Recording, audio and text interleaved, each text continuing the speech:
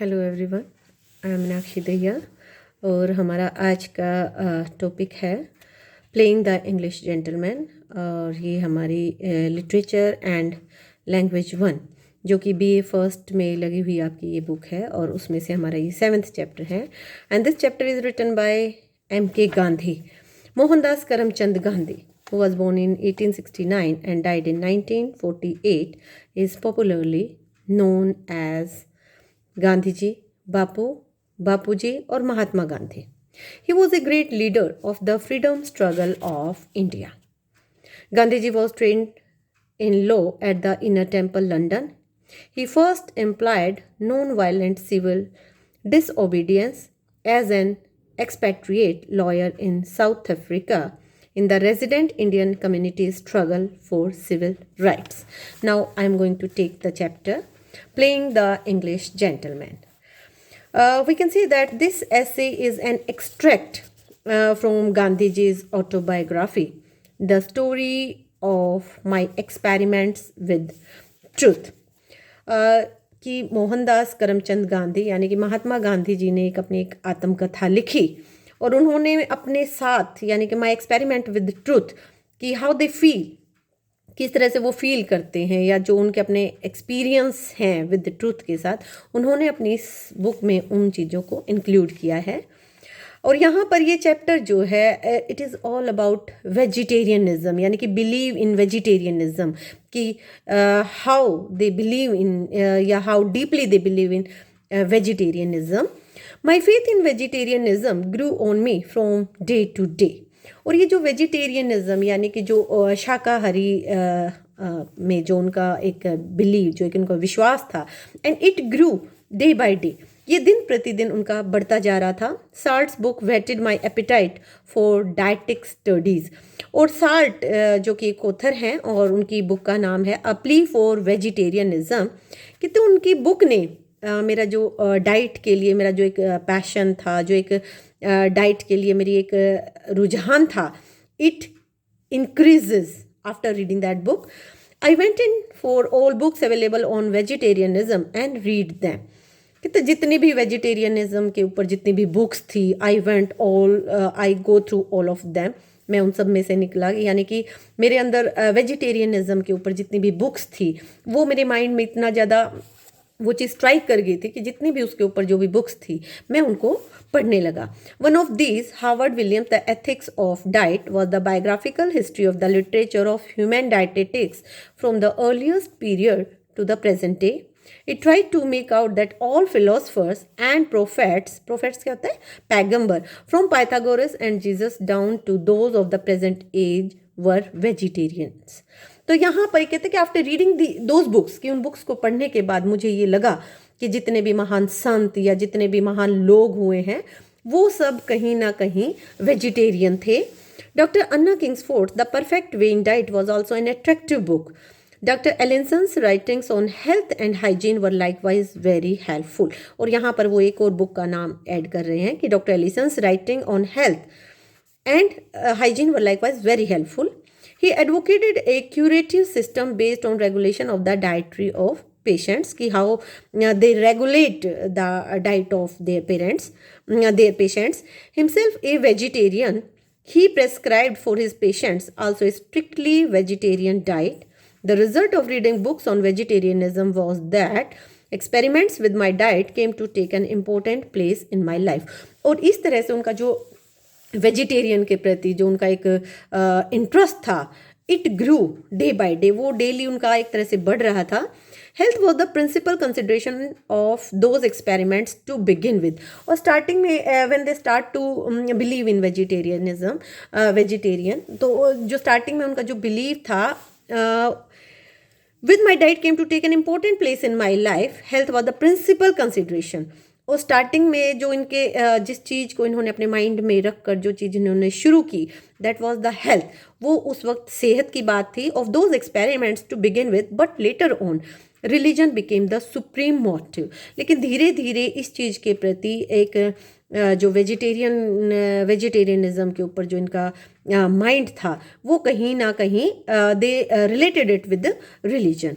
Meanwhile, my friend had not ceased to worry about me, and it worries his friends. और ये क्योंकि ही lived in London, वो London में रहते थे, तो नेचुरल है कि उनके फ्रेंड्स को दे वरीड अबाउट हिम, वो उसके बारे में चिंतित हुए. His love for me let him to think that if I persisted in my objections to meat eating, I should not only develop a weak constitution but should remain a duffer because I should never feel at home in English society. क्योंकि according to his friends, उनके friends के according ये लगता था कि अगर इसी तरह से इनका जो वेजिटेरियन के प्रति जो इनका एक इंटरेस्ट है, अगर इसी तरह से ये इंटरेस्ट ग्रो करता गया तो ऐसा ना हो कि ये इंग्लिश सोसाइटी में कोप अप ना कर पाएँ. When he came to know that I had begun to interest myself in books on vegetarianism, he was afraid lest these studies should muddle my head, कि इस तरह की स्टडीज़ जो है वो मेरे दिमाग को उलझा देंगी. I should fritter my life away in experiments, forgetting my own work. और इस तरह से मैं इस चीज़ में इतना ज़्यादा उलझ जाऊँगा कि जो मेरा मेन पर्पज़ है, जो मेरा लाइफ का मेन जो मेरा एम है, शायद मैं वो भूल जाऊँ. And became a crank. He therefore made one last effort to reform me. He one day invited me to go to the theatre. Before the play, we were to dine together at the Holborn restaurant. This is the name of the restaurant where they have to take me. To me, a palatial place and the first big restaurant I had been to since living the Victoria hotel. और ये एक ऐसा जैसे Victoria hotel के बाद एक महल नुमा ऐसा ये रेस्टोरेंट था जहाँ मेरा दोस्त जो है वो मुझे डिनर के लिए लेके गया. The stay at the hotel had scarcely been a helpful experience, for I had not lived there with my wits about me. The friend had planned to take me to this restaurant, और there is some plan behind this. उसके दोस्त की एक तरह से इसके पीछे एक प्लान थी कि मैं इसको मान लो किसी इस तरह के रेस्टोरेंट में अगर मैं लेके जाऊंगा तो मे भी वहाँ पर नॉन वेज मान लो परोसा जाएगा. तो हो सकता है कि हेजिटेशन के कारण ये शायद कोई सवाल कोई क्वेश्चन इनके माइंड में नहीं आएगा कि ये मतलब क्या खाना जो है उनको दिया जा रहा है. The friend had planned to take me to this restaurant, evidently imagining that modesty would forbid any questions. कि वहाँ का जो माहौल, वहाँ का जो एटमॉस्फेयर होगा उसको देख के कि मैं हेजिटेट करूँगा. Forbid any questions, and it was a very big company of diners, in the midst of which my friend and I sat sharing a table between us. और एक ये बड़ा हॉल था जहाँ बीच में मैं और मेरा दोस्त जो है खाने के लिए बैठे. The first course was soup. और जैसे कि होता है कि जब आपके लिए डिनर जब आपको सर्व किया जाता है तो फर्स्ट जो कोर्स होता है डिनर से पहले, जो डिनर स्टार्ट होने से पहले जो कोर्स होता है, इट वॉज द सूप. ये सूप था. I wondered what it might be made of, but dared not ask the friend about it. And I wondered, I want to inquire कि what the soup has made of. यानी कि महात्मा गांधी जो है, क्योंकि उनका अपना एक पर्सनल एक्सपेरिमेंट वो हमसे शेयर कर रहे हैं, तो वो ये बताते हैं कि आई वॉन्ट टू नो कि what this soup was made of, कि वो किस चीज़ का बना था. I therefore summoned the waiter. My friend saw the movement and sternly asked across the table, what was the matter? और जब मेरे दोस्त ने ये देखा कि मैं आई समन्ड द वेटर, कि मैंने वेटर को बुलाया है, तो मेरा दोस्त जो है उसने जैसे मुझसे पूछा कि what actually is the matter, कि क्या मैटर है. With considerable hesitation, I told him that I wanted to inquire if the soup was a vegetable soup, because he wanted to know कि is that soup is of vegetables, is that it is made of vegetables, कि क्या ये vegetable यानी कि ये vegetable soup है. You are too clumsy for decent society, he passionately exclaimed. If you cannot behave yourself, you had better go. और यहाँ पर उसका फ्रेंड जो है he got irritated. वो इरिटेट हो जाता है और वो उसको कहता है कि please go from here, you are not suitable for this type of society. Feed in some other restaurant and await me outside. This delighted me. Out I went. There was a vegetarian restaurant close by, but it was closed. Out I went. So I went without food that night. और कहता वो एक ऐसी रात थी जिस दिन मैंने खाना नहीं खाया, क्योंकि जब ये वहाँ से बाहर आया तो जो उसके साइड में जो एक वेजिटेरियन जो एक रेस्टोरेंट था वो शायद उस वक्त तक बंद हो चुका था. I accompanied my friend to the theatre but he never said a word about the scene I had created. और उसके बाद कहता है हमने दोनों दोस्तों ने थिएटर को एंजॉय किया, क्योंकि ये दोनों थिएटर देखने के लिए ही गए थे. उसके बाद हम दोनों ने थिएटर को एंजॉय किया, लेकिन मेरे दोस्त ने जो scene I have created, he never asked me anything about that. और उसने मेरे से बिल्कुल कोई भी बात नहीं की, कुछ भी नहीं पूछा, और मेरे पास तो कुछ पूछने के लिए वैसे भी नहीं था, क्योंकि मुझे तो उस टॉपिक पे खुद ही बात नहीं करनी थी। On my part of course there was nothing to say. That was the last friendly tussle we had. और कहता है ये हम दोस्तों की जो एक आपस में जो कहा सुनी या टसल टाइप में, क्वाल टाइप में जो होता है, this was the last. It did not affect our relations in the least. कहते it didn't affect our relations with each other, कि ये जो इसका वेजिटेरियन की तरफ जो इसका रुझान था या इसका जो इंटरेस्ट था, कहते it didn't affect their relations. I could see and appreciate the love by which all my friends' efforts were actuated, and my respect for him was all the greater on account of our differences in thought and action. कि बेशक मेरे और मेरे दोस्त के बीच के जो thought, जो हमारे विचार थे, दे डिफर, हालांकि वो अलग अलग थे, लेकिन उनके कारण हमारे कभी भी रिलेशंस जो हैं वो अफेक्ट नहीं हुए. But I decided that I should put him at ease, that I should assure him that I would be clumsy no more, but try to become polished and make up for my vegetarianism by cultivating other accomplishment which fitted one for polite society. और यहाँ पर जैसे होता है ना कि हम कई बार अपनी एक कमी को छुपाने के लिए हम कुछ दूसरा ऐसा काम करना चाहते हैं कि जिससे हमारी उस चीज़ का ओवरलैपिंग हम कर जाएं, कि मेरी इस चीज़ को मैं छुपाने के लिए कोई दूसरा ऐसा काम करूं जिससे मेरी ये चीज़ ना दिखे. तो ऐसा ही महात्मा गांधी को लगा कि क्योंकि वो मांसाहारी नहीं बनना चाहते थे, मांसाहार नहीं खाना चाहते थे, लेकिन क्योंकि उनके दोस्त जो है उनकी इस हरकत से काफ़ी नाराज थे, तो वो अपने आप को अपने दोस्तों के अकॉर्डिंग कहीं ना कहीं उनको ये लगता था कि मुझे कुछ और अलग से ऐसा करना चाहिए जिसके कारण मेरे फ्रेंड्स ये समझें कि मैं उस सोसाइटी में रहने के लायक बन चुका हूँ. And make up for my vegetarian and for this purpose I undertook the all too impossible task of becoming an English gentleman. और कहते हैं इस सब को करने के लिए मैंने जो दूसरे और काम हो सकते हैं इंग्लिश जेंटलमैन बनने के लिए, उन सब कामों को मैंने एक्सपीरियंस किया.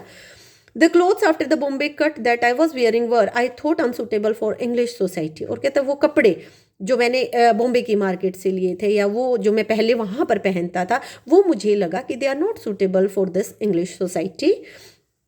And got new ones at the army and navy stores. और अब मैंने नए कपड़े कुछ आर्मी और नेवी स्टोर्स, जो वहाँ के जो महंगे फैशनेबल जो मार्केट थी, वहाँ से मैंने कपड़े परचेज किए. I also went in for a chimney pot hot hat costing 19 shilling. और 19 शिलिंग की मैंने एक चिमनी नुमा जैसे एक लंबी सी पाइप टाइप की जो एक कैप होती है, वो मैंने 19 शिलिंग में एक कैप खरीदी. An excessive price in those days, excessive कि बहुत ज़्यादा उस वक्त की अगर हम बात करें, क्योंकि ये जब का जहाँ का ये पीरियड है उस वक्त की अगर हम बात करें तो वहाँ पर ये काफ़ी ऊंची कॉस्ट ये थी. Not content with this I wasted 10 pounds on an evening suit made in Bond Street, the center of fashionable life in London. और लंदन की जो फैशनेबल जो एक स्ट्रीट थी, बॉन्ड स्ट्रीट जिसका नाम था, वहाँ से मैंने एक नाइट सूट खरीदा. And got my noble hearted brother to send me double chain of gold. और कहते फिर मैंने अपने भाई को एक लेटर लिखा कि मुझे डबल चेन गोल्ड की एक वॉच भेजो. It was not correct to wear a readymade tie. कहते मुझे लगता था कि रेडीमेड की बनी बनाई टाई को ऐसे पहन लिया और ये ठीक है, तो मुझे लगा कि ये ठीक नहीं है. And I learn the art of tying one for my self. और कहते इस तरह से मैंने टाई बांधने की कला सीखी. While in India the mirror had been a luxury permitted on the days when the family barber gave me a shave. और कहते जब हम इंडिया में थे तो वहाँ पर जैसे ना कि शीशा जो है वो एक लग्जूरियस आइटम माना जाता था उन दिनों में, कि जब आपको शेव करवानी थी या आपके हेयर कट लेना होता था, सिर्फ तभी आपको उस सिचुएशन में ही एक मिरर आपको प्रोवाइड करवाया जाता था.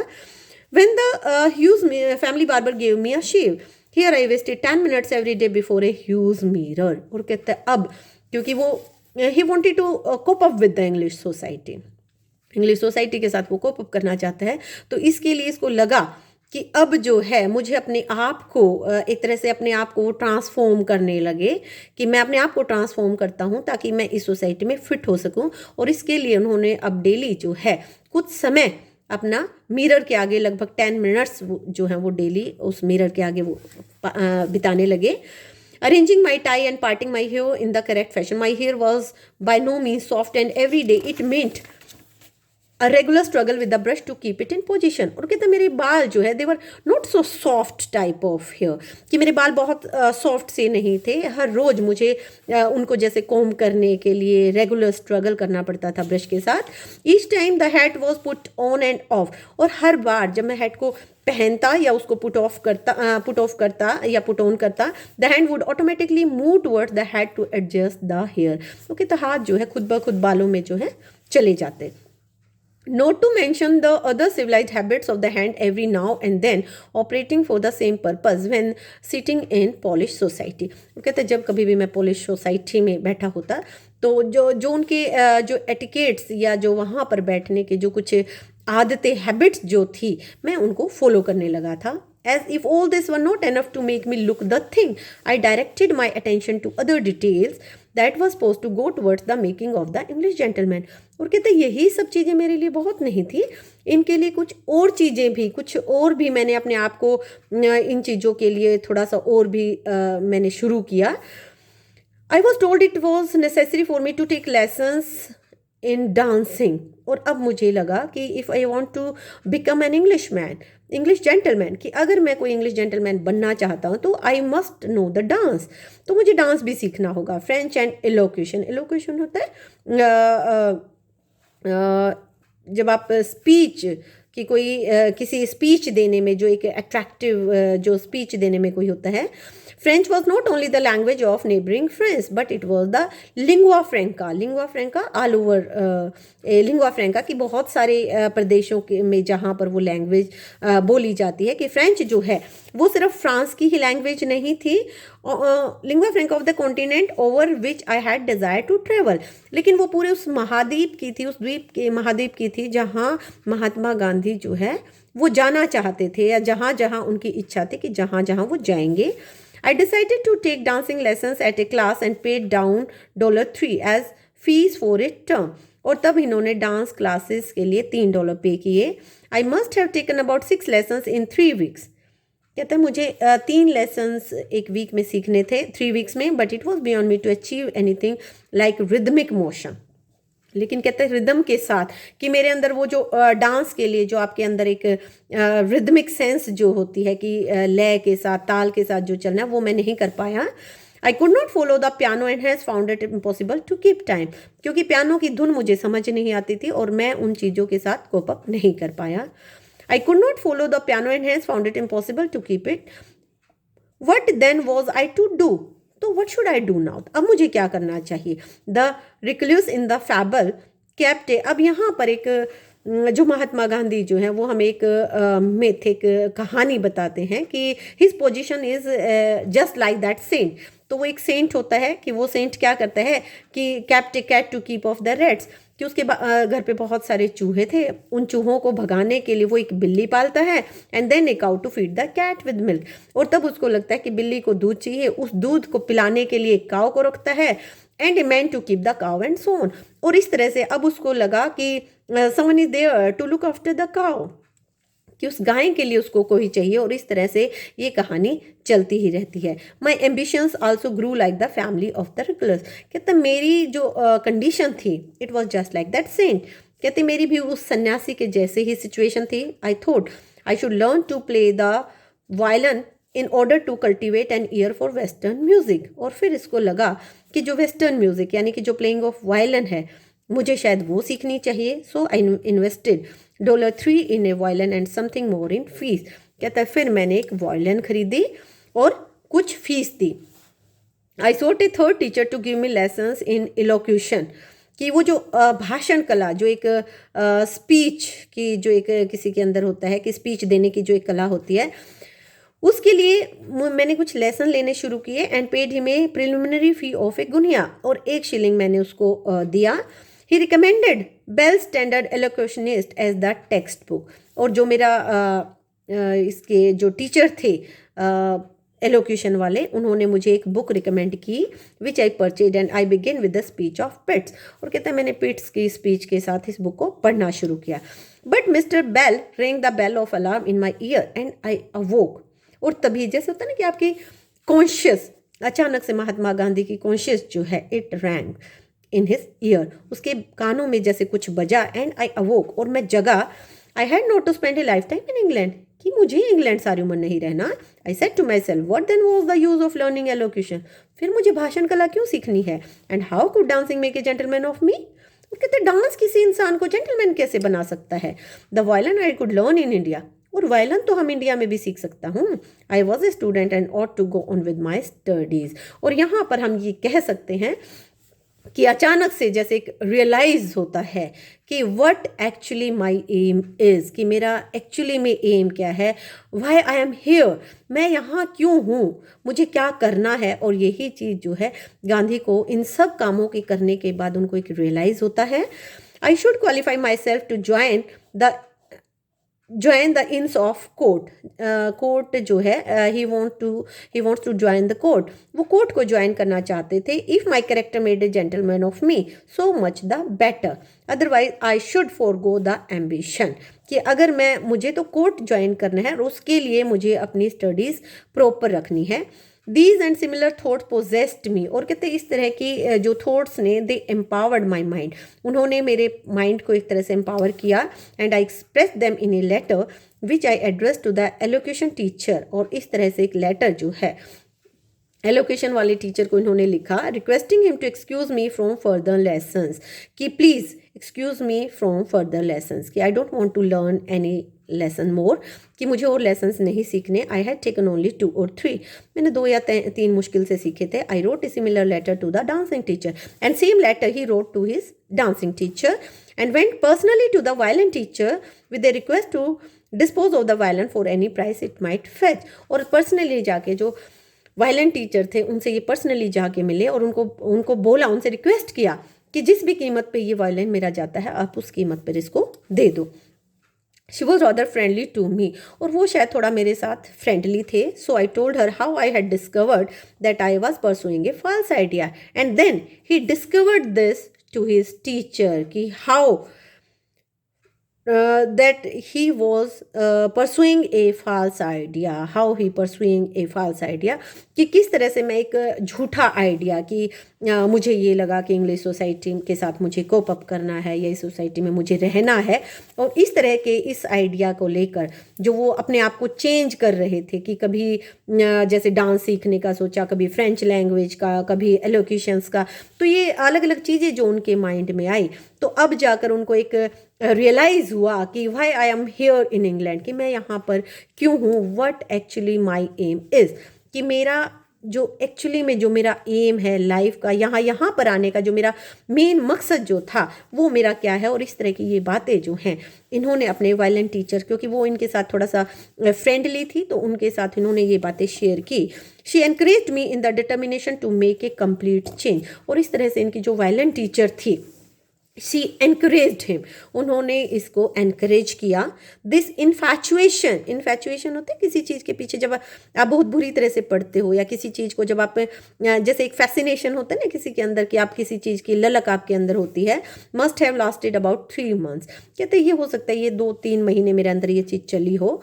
The punctualitiness in dress persisted for year, लेकिन जो एक ड्रेसिंग करने का या जो एक ड्रेसअप होने की जो सेंस थी वो मे भी कुछ और समय के लिए चली हो। But henceforward I became a student, लेकिन after this he become a student, और इसके बाद से उनको ये एक रियलाइज़ हुआ कि ही इज़ अ स्टूडेंट, वो एक स्टूडेंट है, and his main aim is to study, और उनका जो मेन एम जो है वो स्टडी है, कि वहाँ पर वो जो इंग्लैंड में जो थे वो वहाँ पर उन्हें हमेशा नहीं रहना था, वो कुछ समय के लिए वहाँ पर कुछ सीखने गए थे, कुछ फर्दर स्टडीज़ के लिए गए थे, और यही उनका मेन एम था। और in the end he realise, और आखिर में उनको ये चीज़ रियलाइज़ होती है, और फिर जो है वो अपने आप को कहते हैं कि उसके बाद मैं एक स्टूडेंट बन गया, और मुझे ये समझ आया कि अब तक ये जो सारी चीज़ें थी I am pursuing a false idea, मैं एक झूठा एक नकली आइडिया जो है वो मैं परस्यू कर रहा था। That's all, thank you.